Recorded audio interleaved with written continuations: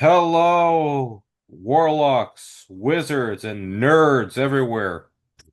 I am your host, Jack Voggett, the obsessed movie man. We're keeping that in there. Welcome to Behind the Projector, and we're not talking about a movie. We're not talking about a TV show. We're talking about a game. What game are you asking? Game I never played before, Baldur's Gate. This was made at the request of these three lovely individuals. Let's name them off. We have Billy. Billy, say hi. Hello there, everybody. This is Billy. There he is. Hello, Billy. Next up, we have Shortness. Shortness, say hi. Hello. And finally, we have Sphinx. Sphinx, say hi. Hiya. Full disclosure, I know absolutely nothing about Baldur's Gate, so I'm going to rely on everyone here to help make this podcast enjoyable. So we have a list of topics that these three insightful individuals helped me put together. And we're going to try and make this a thing on the podcast where we're more organized and less improvisational. Hopefully that works out. Hopefully it does. Yeah, yeah, whatever.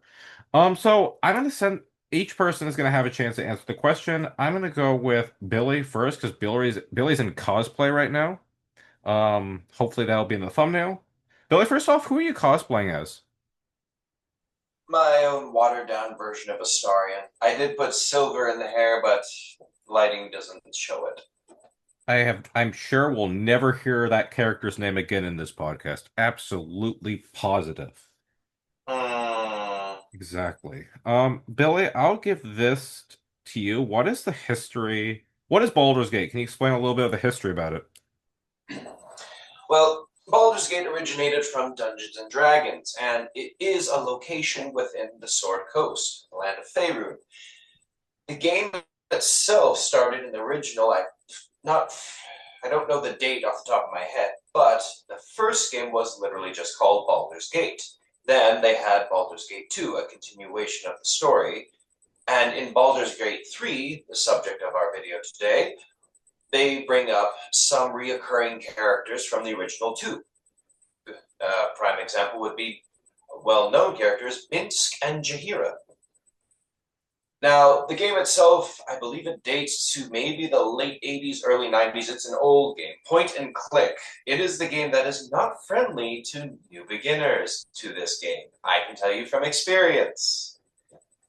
This game does not hold your hand, even in the third installment. This game is all three of them are very, you have to read the text, you have to find the clues, you have to explore and look around because there's no quest markers. And in this game as well, the difficulty, yeah, you play foolishly, well, consequences will catch up with you fast. So it's kind of to understand, it's a your choices have consequences type of game. Precisely. And in Baldur's Gate 3, it feels like Dungeons and Dragons put into a video game. The amount of options, alternate endings, choices, character interactions, no playthrough, you could know where so much is, you still find something new. No playthrough is exactly the same. It is different every time. And before I'm not sure if you have any more to say, but I do have a question. Is there a distinct difference? Actually, this question is for kind of everyone. Is there a distinct difference between this and Skyrim, maybe? Because I know Skyrim was a very popular fantasy game that seems, at least to me, the layman, similar in that you can either go on the quest or do your own thing. Is it kind of similar? Uh, no. Skyrim is very by the book, linear. The protagonist is supposed to be the most powerful, super mega awesome character in the entire game. And let's just say there's a reason why Skyrim is so forgettable now. Baldur's Gate 3 is you are part of the story and your actions have consequences on the game itself. Literally. That's why there's so many different endings. One choice from Act 1 can affect what happens in Act 3. That's how far along this game is. Whereas Oh yeah, Skyrim, I definitely think that Baldur's Gate has way more freedom than Skyrim would, and that's kind of crazy to say considering how much there is to do in Skyrim. But even today, when I was playing, I was finding new stuff that I haven't seen before, and that's almost insane to even think about. yes, in Skyrim, it's every playthrough is exactly the same. I guess my next question to you guys is, everyone, how did you get into Baldur's Gate? I will go with Shortness first. And I want everyone to answer this one because I'm curious how you all got into Baldur's Gate. Shortness, when did you become a nerd? I mean, how did you get into Baldur's Gate? Okay, those are two different questions. Well, let's just go with Baldur's Gate for the Yeah, set. there you go. Um, uh, how I got into Baldur's Gate is by manipulation and cunning um rolls on a flippin' D20. If you would like to know the perpetrator of said manipulation and rolls, look down. I looked down. It's Billy. Billy and another friend were super into this game and essentially were like, you would like this game. I think you would like this game. I think you should try this game. And me being like, I suck at video games. Notoriously, I will watch anybody play a video game without a doubt. I know so much about video games from watching other people play. I'm not a video gamer. I can't do the hand-eye coordination is just not there. And in my mindset, I only thought that this was something that you needed like a remote control for, like PlayStation or Xbox, and I'm like, I can't do that. No way in hell. So I didn't. And then Billy's like, it's for PC. And I was like, I can do that. And it's like, fine, I'll try it because I feel, because he's like, it's D&D, but on your computer. So it's like, fine, I will try this dang game. And the second I put it on and I started meeting these characters, I was like, I'm screwed. I'm in love with this game.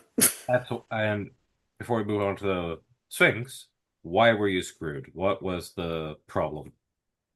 Quote unquote problem. Because I've seen the characters on my TikTok because and the sounds because it was so popular that I literally avoided this game for 3 years. And I thought I knew everything about the characters just by what I was seeing. And oh no, I am completely wrong. I was com like all of my initial thoughts were like, you're dumb, you're stupid. How dare you think of any of these characters as anything other than what they truly are? You need to deep dive into them because looks can be deceiving.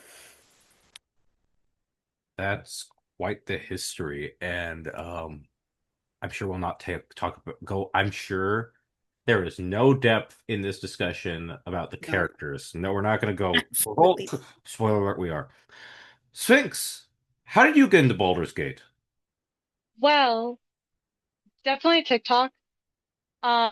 And also I was trying to get another game and I ended up being convinced to try Baldur's Gate instead first by my own father.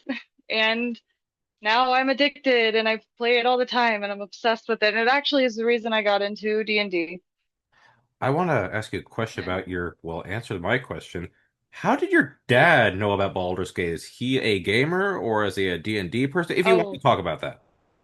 oh yeah, it's no problem. My dad's a huge gamer. He got me into gaming when I was a little kid and everything, but we actually just started a Baldur's Gate campaign together today and we're doing split screen.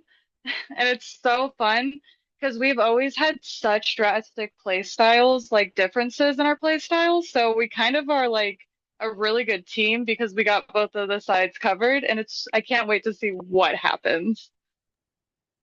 So, Probably a lot of weird stuff. so I didn't realize this actually. Baldur's Gate, you could play multiplayer.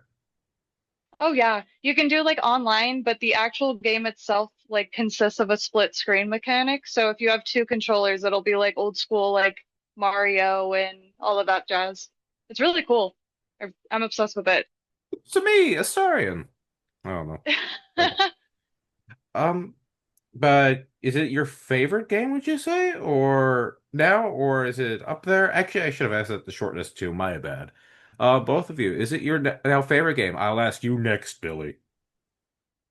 Yeah, I've I've actually tried to think about this for a while because my favorite game for a really long time was drastically different, but I have to just admit that Baldur's Gate might actually be my favorite game. And It's the short. only game I've replayed this many times. Sorry. No, no, no. Go ahead. Go ahead. I was just gonna say, I haven't been able to replay one singular game so many times without getting like bored of playing. Because even when I get bored, I can do some like crazy chaotic stuff and keep it like fresh and cool and whatever. So I very much think that I have to just admit that it's Baldur's Gate now. Yay. And you can't see Billy, but he's very happy about that answer. Shortness, very quickly, would you say this is now your favorite game? Yeah. That was quick. Billy, how did you get into Baldur's Gate, my good man? Well, I actually did play the original Baldur's Gate game for a while until my computer said you can't play it anymore. That's Yeah, technology and I are not friends. yeah. Go ahead. But it was also because I'm a veteran D&D player of, see, almost, I think, yeah, over 10 years now. That is impressive. So you've been playing it since around high school, college? I can't do math. No, around 2015, 2016, 15 is when I started. Okay, gotcha. But so it's been well a decade. Um, that Yes, yes. Yes, I'm old, Sonny, I'm old. Rick and Meiji, we had I don't know where I was going with this joke. But when I saw that Baldur's Gate 3 was out, I was like, okay, I've been dying to play some kind of D&D themed game. I tried the Neverwinter game, which was okay, but it was very buggy or laggy on my computer, and the quests and campaigns were very similar. And then when this came out, I decided, all right, finally, I saved up some money, played it, bought it, installed it, and it's like, okay, first time playing it, this kind of game, very different. All right, let's see how many nat ones I can roll. Let's move on to the acts then. You guys said there's three. How about we talk about Act One? Oh, me. Okay. So, Please, so please go ahead. basically, yeah, no, sorry. Basically, so with Act One, that's basic. They set up the whole story. You get the whole tutorial portion of it, but you're kidnapped by these illithid creatures, mind flayers. Are they mind flayers? Yeah, and they put a tadpole in your brain, and which is like not good because in 3 days you'll turn into a mind flayer yourself. That doesn't sound good, Sphinx. It reminds me of the whatever they're called in Wrath of Khan. I'm panicking. I'm so sorry. I'm like fully panicking right now. Um, yeah, so basically that happens, and then you meet all your companions and stuff, and you have to like do some things. Like this is a lot harder than I thought it was gonna be. How about this? I would Shortness, you say want to the have shortness, Yeah, Billy? How I was about gonna say, I would say the gist of Act One is the setup, meeting everybody, like you say, and Yeah, I'm essentially so red. I was like trying to fully figure, panicking. you're good. And essentially trying to figure out a way to get rid of said tadpole. Like that's the whole gist of Act One is you meeting Yeah, different people and trying to get rid of this thing, only to eventually figure out that you kind of can't. yeah. That. Thank you. That's a way better way to explain it. No, you're good. Billy, you got anything to add to yeah, Bill, that? I was just about to ask because it sounds like it's a lot more complicated than even It's very complicated. Billy. Can we Yeah, it Yes, didn't. it D&D is. in a whole is complicated. Baldur's Gate 3 try just kind of makes it a little bit slightly more complicated. help us, Billy? I One was Kenobi, you're fully on. confident as well going into that. I just want to preference this. And I Yeah, lost it just it's fast. essentially that is the gist of Act One. You put things just said, and you're trying to figure out what is going on along with why. Because when the mechanics wise in game, when a character is infected with what is called an illithid tadpole, there is a process, a gestation period that, upon completion, literally transforms the person into what is an illithid creature called, still known as a mind flayer. A painful, quick process, but the characters realize that these tadpoles are different. Yeah. Those who have been infected, it's like a zombie apocalypse, effectively. But for some Hmm. reason, people who are infected, they're not turning, they're not changing, but they have abilities given by these parasites, and they want to know why, because this is completely different to Yeah. what is known lore about the tadpole. So you're going around Act One, this massive, massive map with so much Huge. detail, Oh my and you gosh. go around, you meet other Yeah. characters who are infected, enemies who you can persuade, and because there is, interestingly enough, a tier system or a hierarchy with these tadpoles, and the lesser races, gnolls and goblins, they are able to be controlled by you if you're strong enough with this tadpole, because the more you use it, the more power you can exert over the weak-minded. Hmm.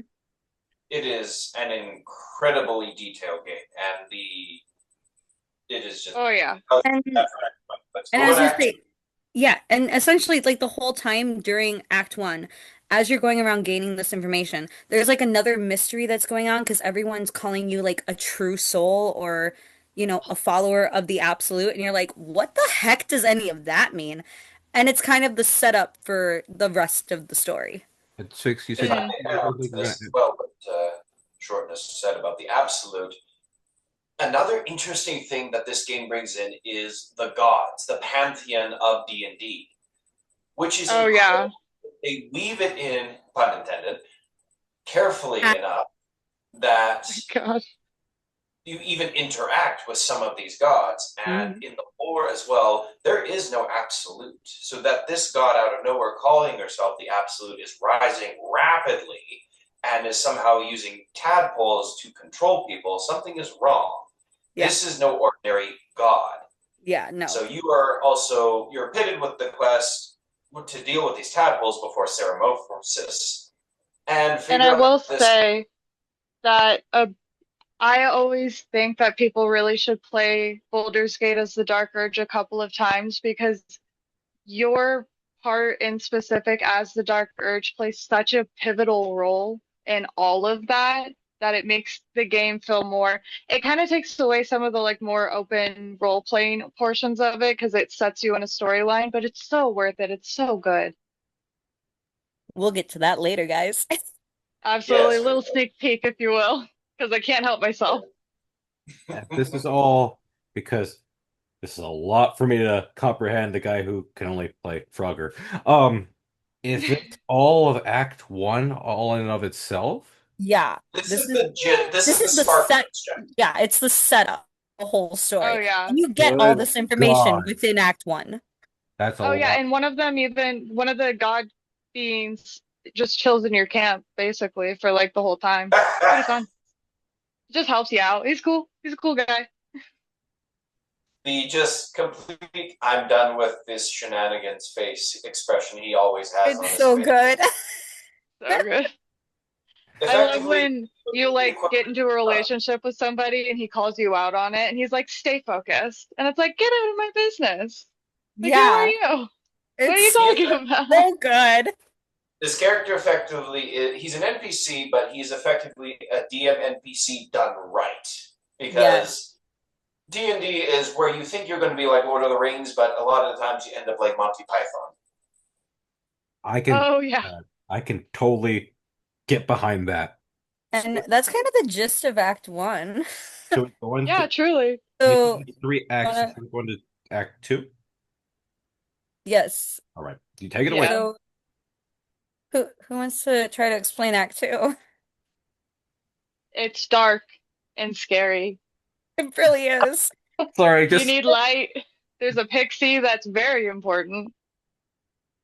a Pixies. Is this kind of like what's Zelda? Where they have doesn't Zelda have like a hey, listen that thing? You No, these know, pixies not are too actually far off.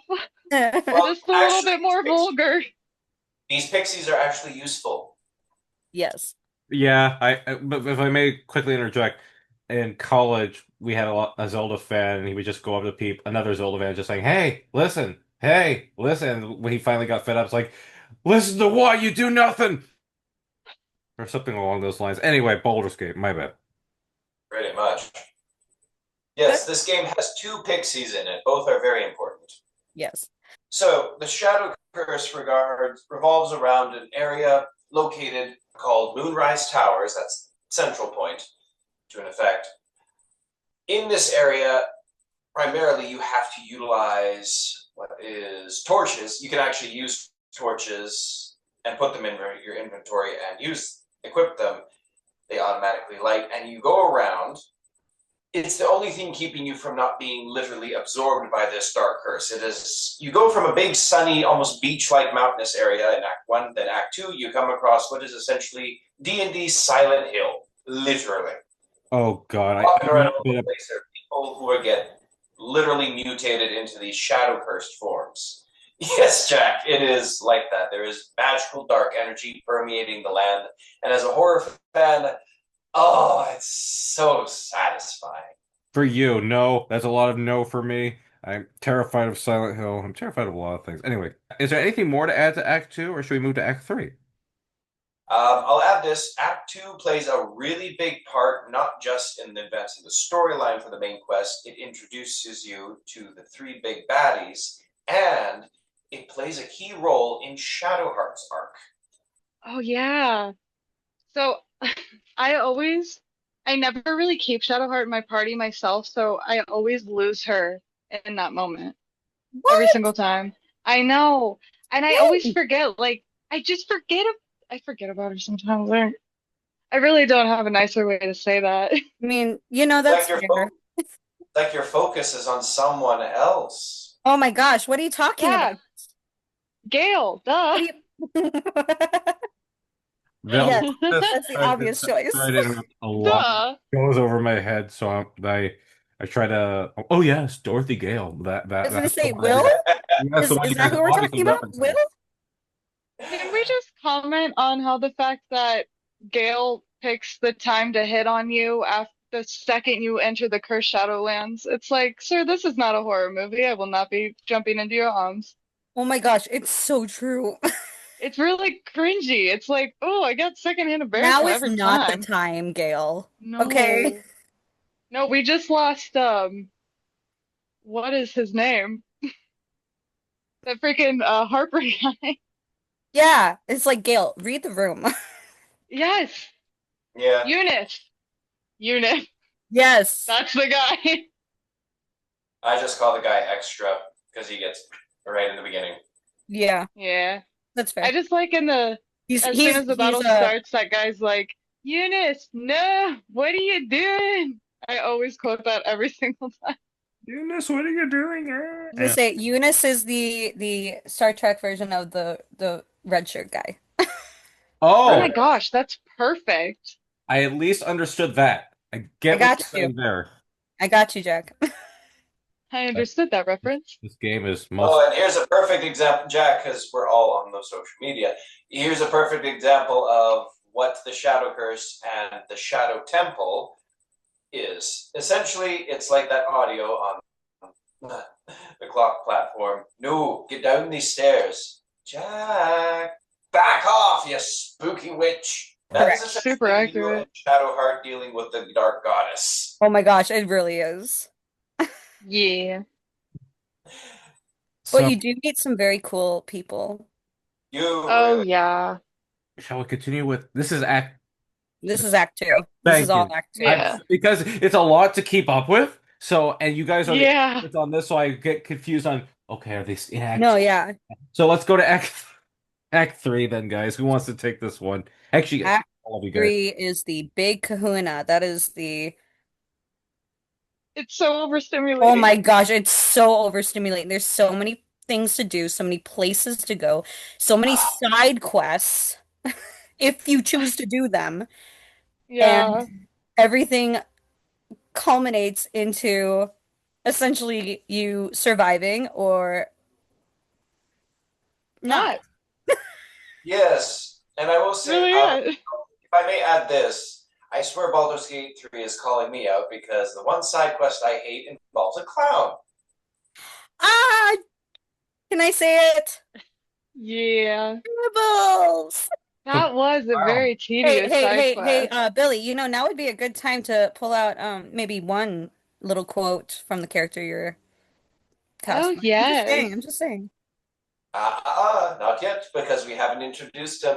We're not in the characters yet. Ah, yes. We're gonna do some right now. We're going to talk about Legolas, aren't we? Yeah, Oh my god, Oh my Legolas! God. Obviously, I know where you're going with. Where are you going with it? no. That's funny. So we're still on. Anything else you guys want to add to Act 3, or want to move on? You go Um, in a submarine. Yes, oh there's a yeah. submarine, there is the Undercity, essentially. Mm. Oh, that's a And There's challenge. zombies. yeah, There's there's zombies. there's vampires. Oh yeah. Oh, the worst one. The worst And one. potentially even the worst. Stir. Yeah. There's Um, two really bad vampires in Baldur's Gate, dependent on the choices you make. correct.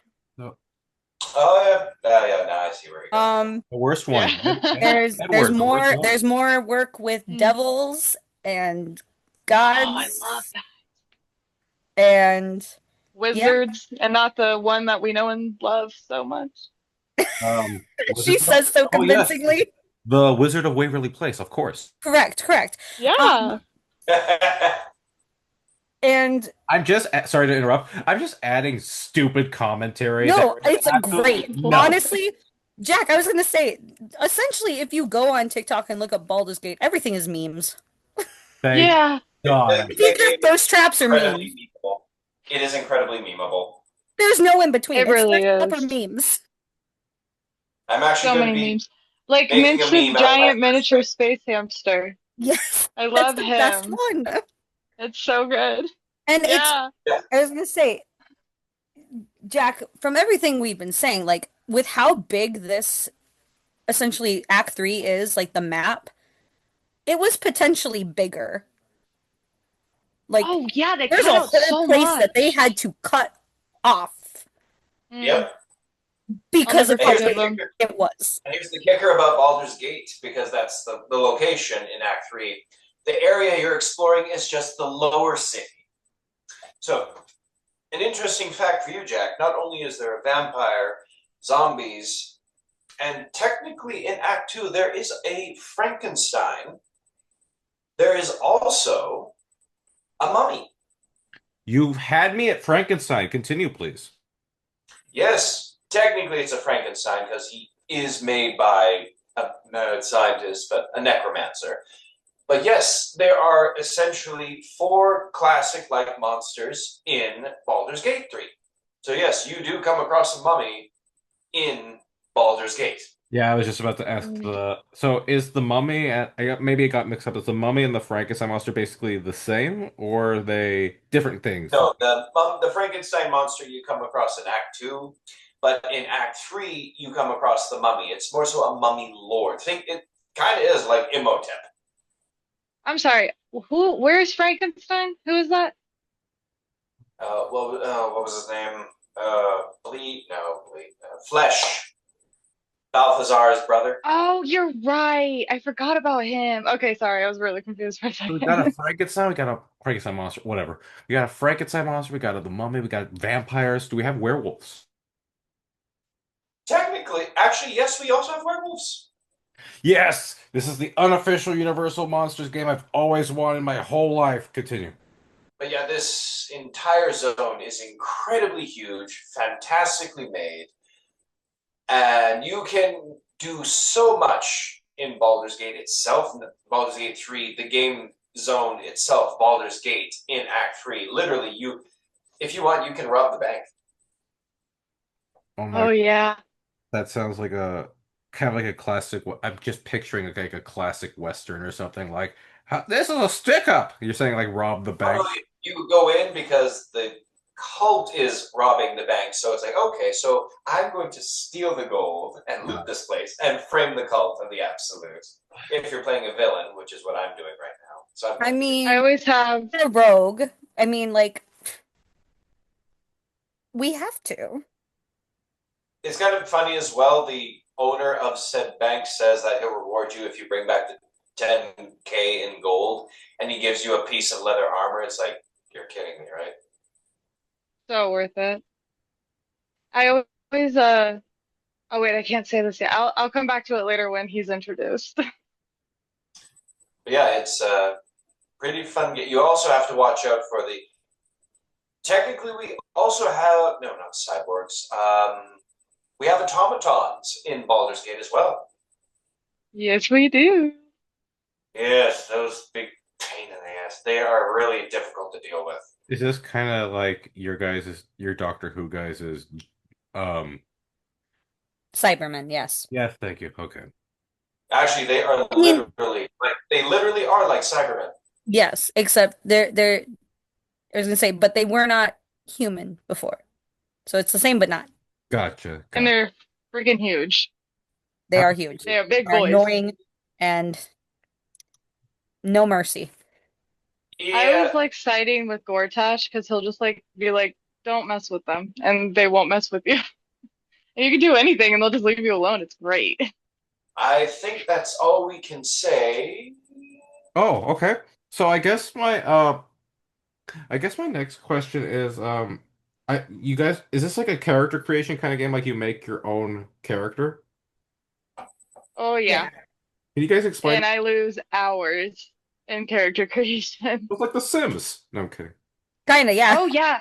Oh It yes. literally is No, though. Oh absolutely. wow, I was just kidding there. Go on. But Continue. like it's so much more. Oh, Wait, there's more. 100%. Like all the all the things, all the goodies with the mods and stuff. All of like 90% of my builds aren't even base game anymore because of like all the pretty custom things I can get now. Oh my gosh, it's so true. Hmm. Yep. Like Like I faces, love makeup, oh my gosh, the hair. the hair. Oh, And you can get hair to put on hair to put on hair, and you can do so many things. I love. it's so great. And I think at I one guess we're kind of drifting into mods, but at one point you guys mentioned there's something called a Spirit Guardian. Can you explain that to me? Who wants to go with the what the Spirit Guardian? Billy looks very intro. Billy looks very excited to talk about this. Billy, Yeah. you want to talk about Billy, this, or do you I want want to me go to first. start and then you continue? Shortness, I Billy. got words for the Spirit Guardian. After you spend, like Sphinx, hours perfecting your character, and you're like, let's go. Suddenly, you get a secondary character that you have to create. And you're like, wait a minute, what's going on? This is your spirit guardian. This is the person that, when I first was understanding this, I'm like, oh, this is the person that's like gonna guide me. Like, this is gonna be like my bestie. I'm gonna spend time on this and like make them someone I trust. Like, make them someone that looks like, yeah, this is a person that I would put all my faith into. Yep, that's it. Billy, did you have anything to add to the Spirit Guardian? Shall I mention what the Spirit Guardian's reveal is? Go I ahead. don't know. Would that be the Or is that a spoiler? opportune time to do this, or should we wait till it gets to a We certain could. category? Oh, okay. If you guys, oh, sorry, Billy, go ahead. I interrupted. Well, we can save this for spoiler, I guess. But I will say this: be careful with what you do with the Spirit Guardian. Yes. And let's just say the reveal when you make the Spirit Guardian either a beautiful elf woman or a strong burly man. My first playthrough, I made him a dwarf with a beard. It was perfect. So, Yeah, what? So the reveal was it's like, huh? Yes. Um, I You was have to toss it. livid. I Well, was. I'll say something. And then My my first playthrough in general was so chaotic and trash and just awful, and I just messed fumbled every single step of the way, and then that happened, and I was like, I don't. I'm done. It was so frustrating. I was gonna say, when we get to spoilers, Jack, like, Mm. because Oh yeah. it's like you think one thing, but not only is it that, but it's also this, and it's like, wait, what? Yeah, I think Yeah, we so let's not delay any further. full disclosure to our audience who are still with us at this point, because full disclosure again, we've had a few technical problems, but not to disclose any of that. There is a spoiler section. We'll let you know when to get to that point. So, you guys talked about the Spirit Guardians. I Mhm. think you guys want to talk about companions. And before we get to a certain companion, Yes, we'll talk about the other ones let's talk first. about the other ones first, and then we'll go into the, I guess, important one. Uh, Fan favorite. I'm sure he means The nothing. boy. Sure, he means nothing to you guys. A Anyway, cat. let's talk about the companions. Who wants to go first and help me out on this before we talk about the I I feel like we should go first with the first companion we meet, which is the lovely Lae'zel. okay. Absolutely. If you guys want to explain that to me, take it away. So Lae'zel is a character that you literally first meet on the Nautiloid when you're trying, essentially it's crashing. Yeah. Like this is how you get into the game is like, oh, we wake up with a tadpole in our head and it's crashing. Great. And Yeah. not only do you have that, but you have this Gith Yankee warrior coming out at you with a blade. Yeah. And And it's it's really scary when you've never seen one before and you're like, it, what's going on? terrifying. And it's like, hey, Like, are you friend or foe? Friend as or we say, foe? like, same team, same team. Um, she's very off-putting when you first meet her. Oh yeah. That is an understatement. I know it's an understatement. Like, she has one goal in mind, and that is to get rid of the tadpole and essentially off anybody in their way. Yeah, And that's pretty worship, much and her worship, personality. and worship Blacketh because every 5 bloody seconds. Blacketh. Gosh, Friggin' I love Blackett. the voice. Is Oh, it's Blacketh so good. one? I may have been confused, but Blacketh is one of the villains, or is this a different? Blacketh is the goddess that Yeah. Lae'zel worships. God, Blacketh essentially, for a bit of context, Blacketh is I'd rank her as a demigod, or not Yeah, even like a mortal god. that's She is better. Yeah, mortal-ish, but she's Yeah. god-like to Githyanki. what the race is. Lae'zel is Gith or Githyankai. Vlaakith is their god queen. She leads them, and she's a lich queen. And if you're a wizard, you know immediately that's not good news. But aside from that, she that with her being a big part of Lae'zel's story arc, if you do some investigating and you look about, you don't just never take anything at face value in Baldur's Gate 3. You do so investigating, and she has an arc with Lae'zel. and so there's Lae'zel. Is there how many companions are there? I'm just curious. There are a lot, but the main ones you get in the first act are six. So Yeah. I guess I'll ask you guys quickly: are there any companions worth noting before, as Sphinx put it, the boy? The Yes, boy. all of them. Let's Really go over well just. done. Oh, sorry. Go ahead, Billy. I interrupt. Oh, I was just saying they're all really well. Some do get shafted in their story arcs, I will say, well, but Yeah. they still do stand out, and they're all unique characters. They have their own personalities, their quirks, their flaws, their strengths. They're all They're wonderful. they're all really wonderful characters, and And I think that's a big part as to why Baldur's Gate 3 has been so, not just because the dating simulation quote unquote thing, but it's because you love these characters and you grow with them. You start at ground zero with them and you grow with them, and they each have their own unique arc. I was gonna say, like Lae'zel, literally, like when you first meet her, she's very standoffish and all this, but very quickly she gets to the point where she's like her main goal in Act 1 is to get to a crush to get rid of the tadpole, and she automatically says we need to go to the crush. Like she's already accepted that you're someone that sh is gonna come with her and help her, Ooh, and she's you're gonna 100%. work together. going to the crush. Sorry. Go ahead. Yes. Yes, the And crush. she is a tank. She Oh, never she's leaves my party. amazing. Yeah, Yeah. definitely one of my favorite characters for sure. I was gonna say, Billy, do you want to talk about our second companion that we can potentially meet? Oh, is this the one I've heard so many things about? If you're friends with Billy, probably. This is the second Oh, one. 100%. Go ahead. Go ahead, Billy. So the second companion you come across is called Shadowheart. Oh, I She was is wrong. Never mind. Go ahead.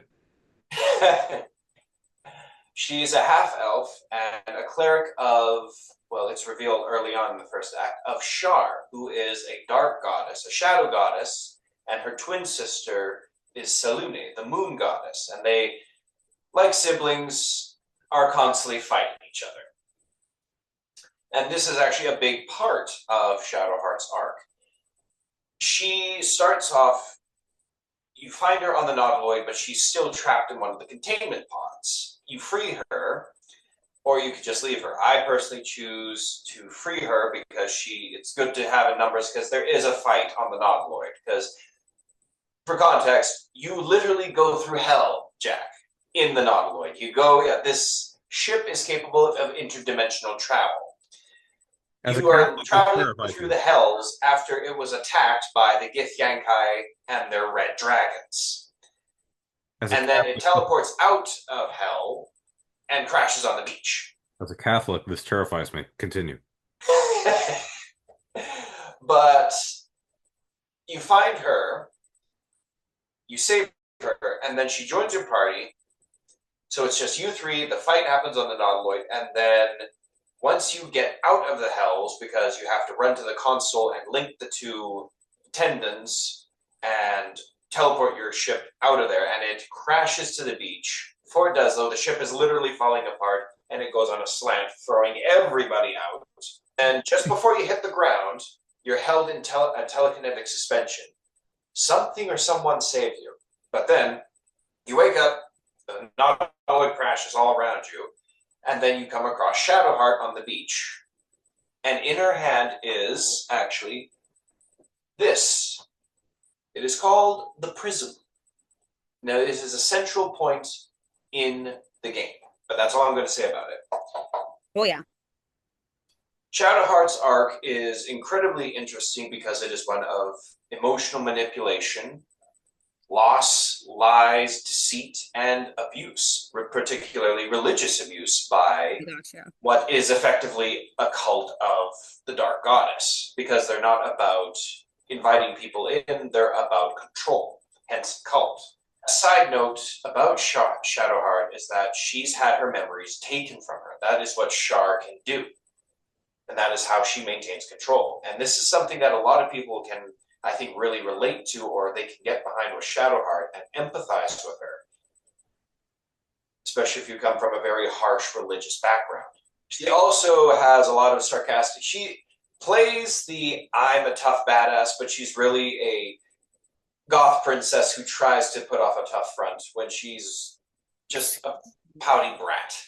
Excuse you, she is God's favorite princess. Hmm. You had me at There's go. only one favorite princess, and I know you two can attest to it. No, no, no. It's been quoted. It has been stated by the voice actress herself, so it's true. Yeah. She's God's favorite princess. That's it. So I guess is this Uh, certain? oh, there's more. Um, There's more. I think to save time, we should go with a certain fan favorite character. Who wants to What do talk you about? mean save time? You can't just backbench some of them, Jack. Okay, I'm sorry. How about we go over the three next ones that you can come across Yes, we will. quickly? We'll go quickly because We have all the time in the world. I keep forgetting that. So guys, continue for as long as you want. I'm gonna go to sleep. Continue. For sake of time and such, how about we just talk about the companions in Act One, and then we can spark note the companions you get in Act Two and Three. that works. Sound good with everyone? Yes. Because the companions you get in Act 1 are the more central companions that you work along with. All right, who Yeah. wants to take this? Who I wants to can. talk about the favorite wizard? This I'll do it Okay, because I'm Billy. is this him? Wizard of the Is this Year. the boy? Is this the boy? Nope, No. This one, Well, not Bill, yet. not the take boy. take a So, This one's the weirdo. so when you come across Gale, it's actually Okay. interesting because he's a wizard in peril because of magic. There's these best way to put it, there's Not these gonna roll. teleports that allow you to fast travel across this map, which is, oh boy, such a boon because this map is huge. So it's nice you can fast travel. Gale, the wizard, unfortunately got himself stuck in one of these portals. So when you come across it, it's a swirling vortex of purple energy, and when you approach it, you interact with it. I didn't do this my first time because I didn't either. I did not know what to expect in this game. So when I see a big swirling vortex of magical energy, it's like, hey, no, no, no, no, no, no. I know. I immediately walked away. I was like, nope. No, I did. Oh, I immediately ran. I was like, "What's this?" And I touched it like immediately, no hesitation. Okay, so And it when was you're irritating now. okay, I good was to like, know, "Cool." Sphinx. Okay, so when you're in our D&D party, Sphinx, you're not touching the magical items. No. No. You Yeah, go up no, to the I I love definitely, how you and me I who very played D&D before saw this and were like, nope, walking away. Sphinx, I'm gonna touch it. let's see. And the worst part is if you play the Dark Urge, when you can like reach out when Gale's reaching out or whatever, you And can just take his hand. I've done that. I was like, it's who's that? And he's gone. That's it. Game over. my bad. Like, But oopsie. when Gale comes in, he's essentially trapped in this portal because he was also on the Nautiloid Hmm. and he was flung from it, but being a skilled magic user, he teleported himself into one of these way gates. Unfortunately, he did it improperly, so he was stuck in there, and you come along and you have to get him out. But after that, he introduces himself as Gale of Waterdeep. He's very charismatic, charming, and sort of a happy go lucky optimist. But he also bears a curse because Yes. of his backstory. And let's just say you think the bard is seductive with the dragon. Introduce, insert the meme of Gale wearing the shades, and he had fun with a goddess. do tell. Do tell. Or Jack, tricks me. he He will literally, tell you. He will. Oh, okay. I jumped the gun. Go ahead. to put No, it I in meant Gale will. to put it in PG terms, Jack, Gale bedded a goddess. That's PG. Okay, Yeah. go ahead. Go ahead. Go ahead. Continue. I'm giving up. Yeah, and actually, we should probably mention this in the beginning. Any parents who see this, Baldur's Gate 3 is not for kids. No. I figured that based off some of the character designs, guys. Yep. It is not for kids. Go Not play for kids. Minecraft. Nope. Should we talk Anyway, about the Disney prince next? There's a Disney. Go ahead. I'll let you. let's Essentially, talk he about is the Disney prince. we can actually pair these two together because We they can. are. They're very connected. We'll talk and let's talk about him after because I know you two want to go nuts for the Yes, princess. yes. So the next two we'll put Fun. together No, is I meant the next one is the Disney prince because he's so. Oh, oh yeah. What are you talking about? No, not that one. He's not the god, he Disney is a prince. Are you kidding me? no wonder I didn't have any other than platonic. He is a Disney He prince. is a Disney So prince. what's He the? comes in swashbuckling with his sword out and announces, I am the blade of the frontier. Oh my goodness. Oh, Will. Think that thoughts on the Disney Prince? Go ahead. Favorite of yours? Yeah, What do you it's think of funny. Will Actually, Sphinx? I'll let He comes in and just one shots a goblin with his rapier, no problem, and then he keeps missing Eldritch Blast the rest of the bloody game. you know what's sad? I know what Eldritch Yeah. Blast is because that's like I do play D&D. I suck at it, but everyone tells me just use Eldritch Blast. It's the Oh one. my gosh. I was gonna say, Jack, no, it's so true. Literally, sometimes I keep Will in my party just for Eldritch Blast. I'm Oh yeah. supposed to. I'm supposed to be like a pirate warlock who is like the captain, and he's kind of leading my group, but I keep failing with the dice, which is so much fun. I know your pain, Jack. I know your pain. Yeah. And But go ahead with the Yes, go ahead with the pick. shortness. I was gonna Sphinx, say, take it away Sphinx, with. how do you feel about Will Sphinx?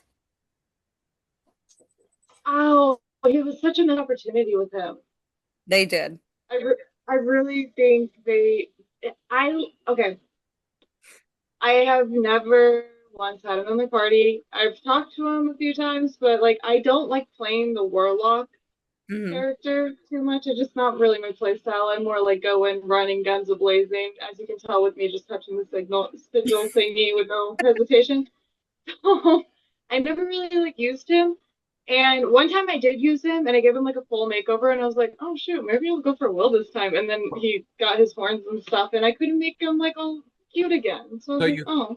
I sorry don't trust you if you don't get him his horns. so you can't sorry to interrupt. Oh, of course. Like it was an okay like trade off, but I was just like, oh, like he was just I made him like my perfect type, and I was like smitten, and then I was like, no, you're back to your normal self. Oh, Hold the I'm phone. sorry, You Sphinx. guys can change or customize the people you meet? You can. There's mods. Yeah. Oh my gosh, I sorry. This is the thing. There's so much information being thrown out, and I love how passionate you guys are. It's just hard for me to keep up, especially because I'm not a gamer, so I No, you're apologize for good. that. No, you're okay. I totally understand. But, like with Will, I really like his storyline with like the Duke and everything, but Hmm.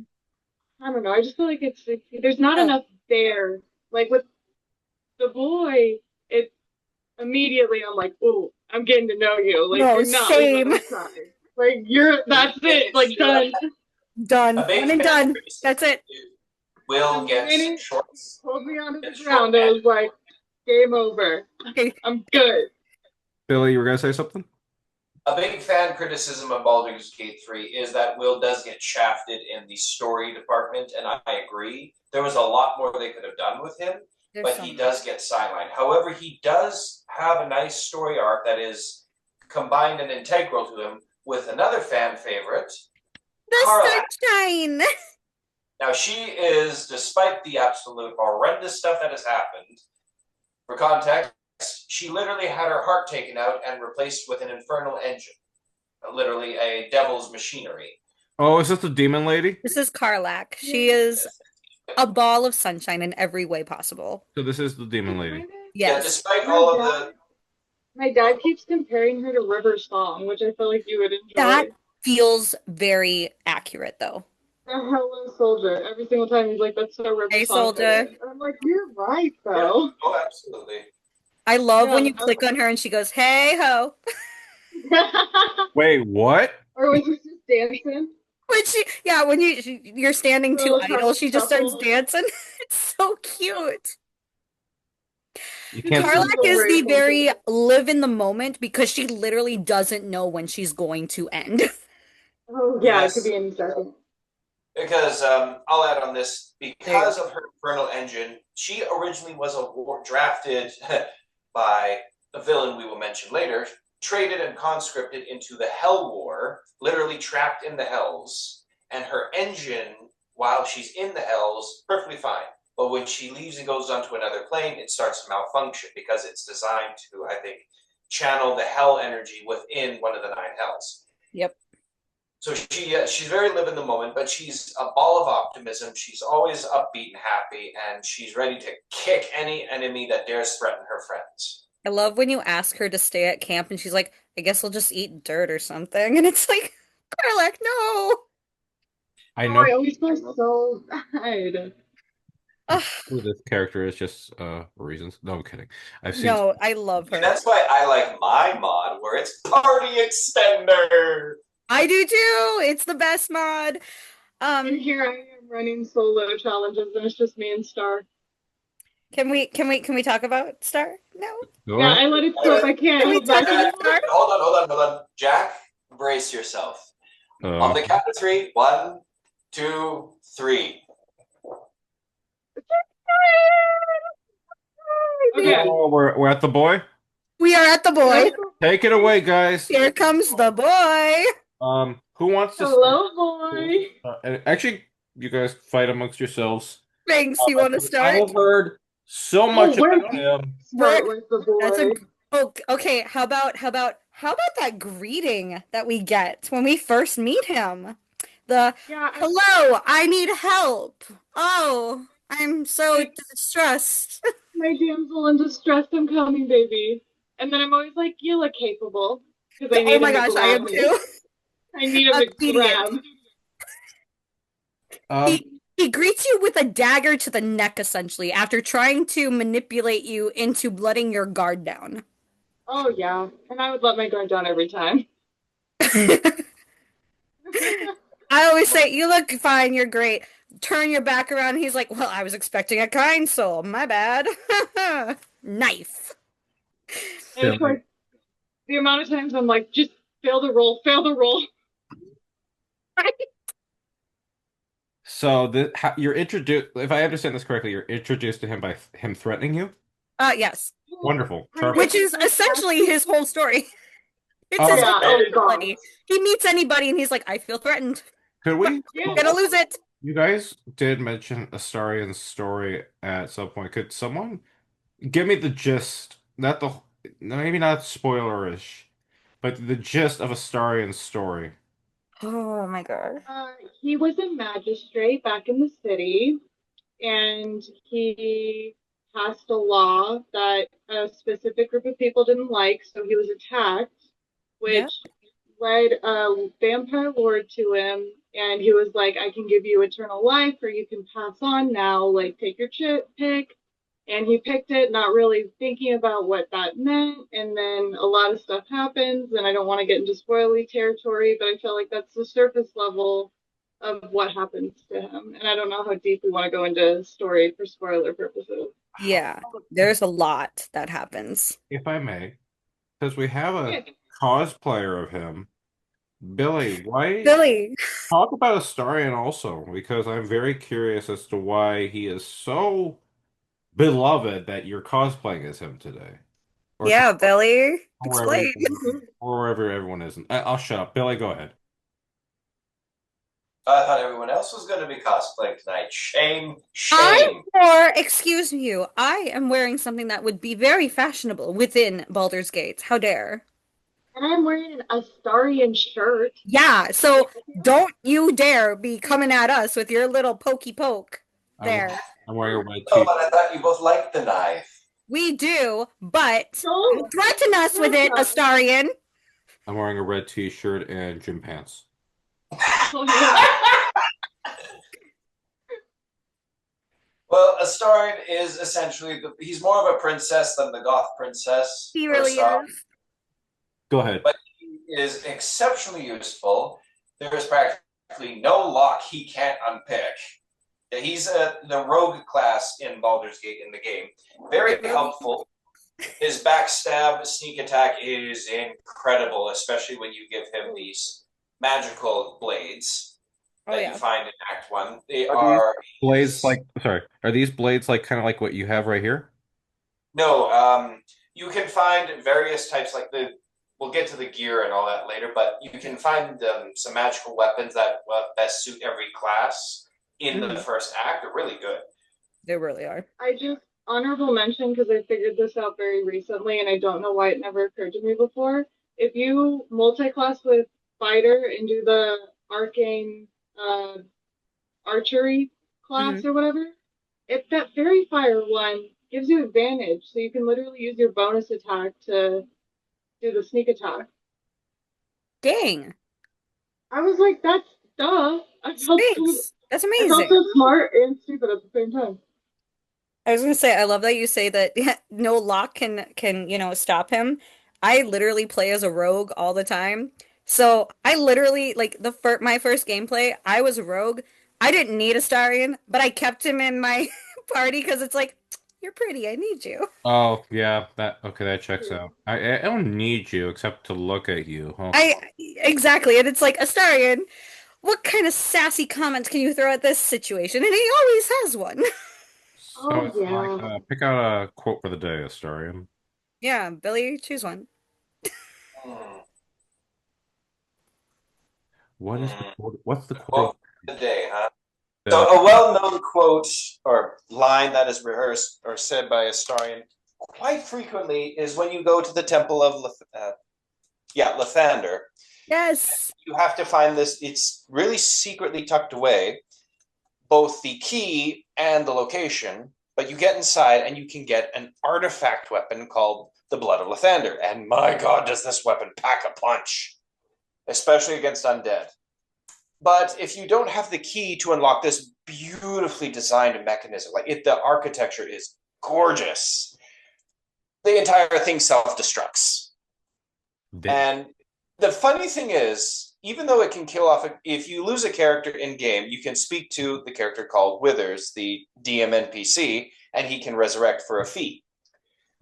Astarion comes back, and the most infamous line that everybody loves to hear, and I'm about to do it because you two ladies just can't resist it. What in the sweet hells were you thinking? Activating that lever? I was right there. Gods! Do you have any idea how much that hurt? Well, apparently there's a limit. It ranges from a nice warm summer's day to the full concentrated power of the sun!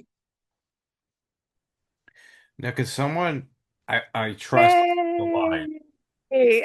Can someone explain why this line is so loved or monologue or whatever you would like to call it? Because I'm in the dark. Because the You can way that only, The you can only get delivery, this line the if you staff. resurrect him after he gets caught in the self-destruct. people literally purposely do this to hear this line because it's Oh, just so iconic. I do it every time. I don't even need it, and I So still do it. so it's kind of like the equivalent of a character chastising you for doing a wrong move. Is that kind of it? Yes. Essentially. And he'll do it to you quite often. Oh yeah. Oh, You help a child, he will disapprove. Oh yeah, oh, I but see. You be nice to someone, he will disapprove. Oh, I exactly. literally wish Context. I could be a nice person in this game, but I can't because if I see that, I feel something change, and I'm like, okay, let's go fight somebody. You'll like that, right? I'll Yeah. go pickpocket a child. That'll even it out, okay? Every single time. For I did not context, know that. Jack, I'll explain this little bit here. When you make there's decisions you can make in game, and a lot of them will you can gain and build reputation with each of these characters, and their attitude towards you can change depending on how much they like you or they don't like you. And when you make choices, there's a little icon in the top left corner that says certain character approves or disapproves. And when you help a lot of people or you help someone in need, usually characters like Karlach, Shadowheart, Gale, and Will would approve. But of course, Astarion being the fickle guy that he is, usually a lot of the times you see Astarion disapproves for everything. Astarion is the morally gray. Yes. He Yeah. Oh, and lives when there. it's a bad choice, Sure. like, well, I wouldn't call it a bad choice, I just call it fun, killing a bunch of goblins, you will see Astarion approves. It's like, oh, Astarion there. approves. Is that a meme Or like, like this? Sorry to interrupt. Is that something that pops up? Astarion approves, or is that something he says, or is this No, it's literally Uh, just an icon in the corner that like you make a choice and it'll say Astarion approves. gotcha? yeah. And like certain companions will approve and like disapprove, so you really can't. There's certain people you can't win with, honestly. And that's I hard. did not know about this.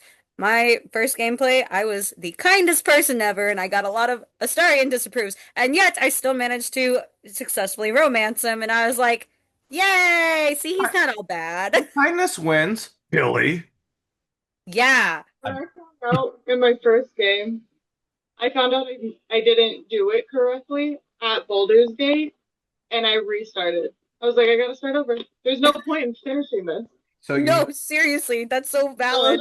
so I was the like, the only reason I'm playing this game is because I saw a weird. a thirst trap edit of this vampire on my TikTok, and now I'm here, and I gotta start over. Also, you're just so I can understand it, you're starting over so you can romance the story. You're starting the whole game over. 100%. Gosh, Correct. I'm sure that's a worthwhile cause. I'm not Correct. being 100%. sarcastic. I'm not.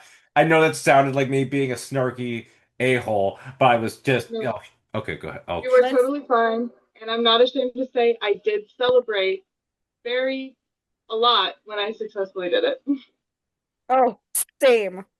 hmm It would be embarrassing if I got to see that. I was gonna say we're gonna get into this Did you get him on eventually, but Did he flirt with? So here's a question for you two. In the druid camp, did he flirt with you? Or the tiefling party? yeah. Oh, yeah, no, I usually have that deed done way before that. Oh, I don't think I ever get it Hmm. before the Tiefling camp. At Um, least I have haven't. you guys do the vampire hunter before? Oh, Because you have to let him bite you, vampire hunter, and then a couple of random things in the Emerald Grove, and then you're solid. I Then was you gonna can go say, do yeah, no, other I stuff. I always finish off the goblins before I even worry about that area with that certain character. The goblin Yeah. camp. That was fun. the goblin what, Billy? Oh, in Act One, you come across the goblin camp, and you can choose either you work with the goblins or you just work with the tieflings. I just enjoy destroying the goblin camp. It's so much fun. It's so much It's fun, It, especially because you can poison them, and Astarion highly approves. oh, he Oh, can. One of my favorite memes is like Astarion and you, or Tav telling Astarion that they poisoned the camp, and it's Gandalf and Frodo laughing. Hold on. There's a guy who looks like Gandalf in this, or is this a meme? No, it's literally just a meme, and I Oh, just laugh every time I'm I so sad poison the now. camp because it's like he's standing back there like this is amazing. Go you. He'd be so proud if it was even Pippin who was poisoning the goblins. I don't know. That's just my contribution to the. Anyway, go ahead. Go ahead. Let's talk more about Astarion. Okay. oh, I love how petty Gale is towards Astarion after you like hook up together, like get together. And he's like, "I see it doesn't take you long to get your conquest." And it's like, "Shut up, Gale."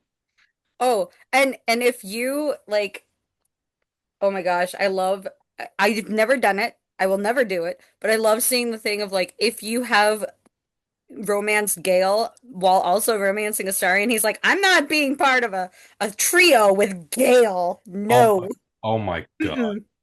I fully have, just because I was curious to see what it would be like with Gale. 10 out of 10, do not recommend. It was weird. I was like, I don't know what the heck is going on right now. So I we like want to go home. It's just a bland piece of bread. Is that it? Wait, what? I don't know where I was going with this. I guess Gale is bland. Is that compared to Astarion? Is that it? Actually, surprisingly, no. But that's the problem. Overcompensating much, I must Oh say. gosh, yeah. Gale Ooh, is a pick. Gale is kind of a pick me. a little bit. Like I got yelled at in I think the second act by Gale being like, "How dare you be with someone else?" And it's like, I didn't know we were romantic. Wait a minute. When did that happen? It's like you taught me magic one time. We are not engaged. What is your problem? There's a meme out there that says Tav and then breathes, and then all of a sudden it's this next picture is Gale going, "Hi there." Yeah, that's Oh, essentially You I love think the the meme which of stereotype Gale in like D&D is eating the that the boot. bard is the one that seduces everyone? Then there's Gale. then there's Gale. Poor Gale. Poor Gale. I was gonna say we could totally go on and on about the psychology of the companions. We probably shouldn't. I think Oh yeah. But Before we move on, could yes, I I'm not done with mention? starting. If no. we're done, are we done with the star? No, never. Wait, Go ahead. never. Before we move on to our next subject, might I bring up a hidden companion, a secret companion? Okay, go ahead. I like hidden secrets. Go Fine. ahead. I did not know about this my first run, but afterwards, there's a secret companion you can recruit. It is the Drow Paladin Minthara. I like the name. Oh, Who is? right. Minthara is the white haired. drow elf woman who is in the cult of the Absolute. But if you spare her, there's an ability you can toggle called non-lethal damage, but it only works with melee users. So you knock essentially you get your opponent down to 1 point, they're knocked out. You leave her, and then you take care of the rest of the goblin camp. But then you long rest, she vanishes. And then you come across her again in Moonrise Towers, where we'll get to the big bad, one of the big bads who sentences her for her failure because the hierarchy of the Absolute kind of works like the Empire from Star Wars. Oh, you failed? So, She is sentenced to effectively be magically lobotomized by two cultists, but you can save her. And when you do, she's put under the protection of your spirit guardian. gotcha. That's how you're being able to resist the influence of this absolute. And it, She feels a lot about the cult of the absolute and what really happened. How she wasn't even a devotee of this cult, but because of this influence of the absolute combined with the tadpole, the character even says it was like a drug. You aren't aware you're being controlled. You feel like you're in complete and utter control of your choices. You feel everything you're doing is completely fine. And that is insidious. It is complete and utter mind control without the person aware they're being controlled. So and when she tells you this, you're like, oh, damn. That can complicate things. does that make it, um, I'm not sure if it makes it morally right, but would you guys typically just let her get lobotomized, or would you typically try to save her, or is, I'm not sure It if it really depends on how you want to do your gameplay. Yeah, got, because honestly, you have to like go out of your way to make sure she doesn't um die in Act One. So I feel like by Act Two, it just makes sense to keep her because you were planning to kind of it before you even get to Moonrise, I think. Or at least Yeah. for me, because I usually I don't try to save her because I never plan far enough ahead and I don't have what I need to just knock her out versus taking her out. Yeah. No, she's a very interesting character, and Oh she no, has for sure. particular with one of the main antagonists. If you all know who I'm referring to, Billy is holding up a sword. I do not know the significance of the sword, but I'm sure you we'll get to, other two we'll do. get to that later. But Minthara is a paladin, and she goes on her own recovery arc. How she was essentially a victim of mind control and abuse to this psychotic cult, and she is just bewildered as at everything that just happened. She shares some of the experiences that she went through during the indoctrination, and they are horrifying. But yes, she is the secret companion that a lot of people missed their first time playing the game. So So we're moving on from the secret companion. Is there anything? I'm assuming I'm not sure if there's anything you guys wanted to add about Astarion, or if there's any villains in the game you guys wanted to talk about. Um, I was gonna say with Astarion, he has the most fleshed out storyline, and it's very heartbreaking. And a lot of his storyline actually, if you play as the Dark Urge, interweaves quite deeply with the Dark Urge's storyline, which is really interesting. Like, Mm. and makes a lot of sense if you know both sides of it. And Billy, since you are cosplaying, I feel as if I should ask you, is there any last things you should say about Astarion before you get out of cos? No, I'm kidding. I'm kidding. Seriously though, any last things you should add about Astarion? the final battle, when he deals with the one who turned him, well, let's just say Neil Newborn really nailed that line. I'll have to take your word for. Oh, Shortness looks like she's about to cry. I was gonna say we'll be getting to that later. Oh, is this a spoiler? Yeah. No, I It's mean, it's for both the voice acting and spoiler conversation. Gotcha. So. I think actually what I'm gonna do is we're gonna make this into two parts. So I'm making a note right here, and when we come back, guys, we are going to we are going to talk about things like villains, gameplay, spoilers, and our final thoughts. So stay tuned for our next discussion on Baldur's Gate. Thank you.